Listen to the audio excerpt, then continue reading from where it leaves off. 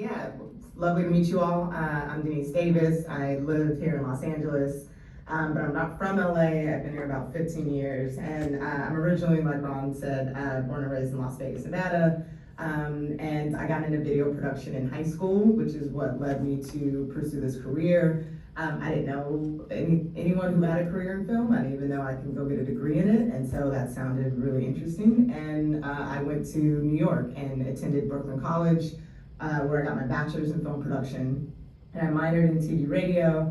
I knew I wanted to be a producer early on, like my freshman year. It just was like, out of all the positions I learned about, the one that I gravitated towards the most. And so I produced a lot of undergrad thesis films during my time in college, but I also went and got a lot of paid internships to just be exposed to, the entertainment business in New York.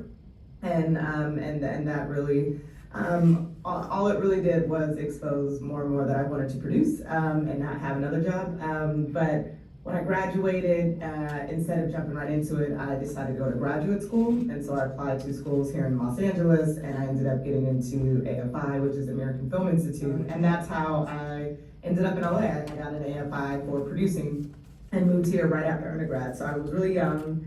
When I graduated, it was 2012, and I was 24 years old. And I mentioned the year because what's significant is that I graduated at a time where digital was kind of exploding. And so in 2011, YouTube invested $100 million into 100 YouTube channels. And it really, in my opinion, spurred like the growth of digital content, because to put it in context, prior to that year, YouTube in the late 2000s and early 2010s was just like people doing these like sketches, or just these like Chris Crocker videos. You know who Chris Crocker is? Like, these were like these viral videos, but it started to evolve into a place for storytelling, and up until then, no one was actually funding content on the web. And so I saw YouTube's investment, and a lot of my peers were getting hired by a lot of these new digital companies to make web series and other scripted content. And so I saw that as like a new frontier,